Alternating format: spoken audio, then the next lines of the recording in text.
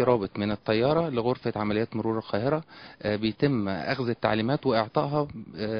بحيث إن احنا نشوف أي حاجة، نطلع على أي حاجة، أي مشكلة مرورية، أي كثافات مرورية، بنختار مباشرة غرفة عمليات مرور القاهرة. توجه السادة الضباط راكبي الدراجات البخارية أو السيارات أو رؤساء الأقسام، جميع السادة ضباط المرور، لفحص كل مشكلة أو أي ملحوظة احنا بنشوفها، بحيث إن احنا نقدر، وكمان مشكلة حلها، يعني كمان هنحلها ازاي.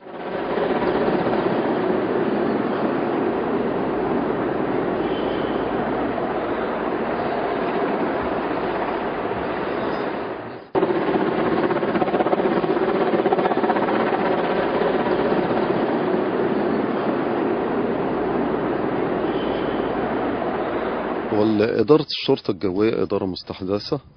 وإن شاء الله هتخدم قطاعات كتير من الأمن، من ضمنها طبعا أساسي المرور،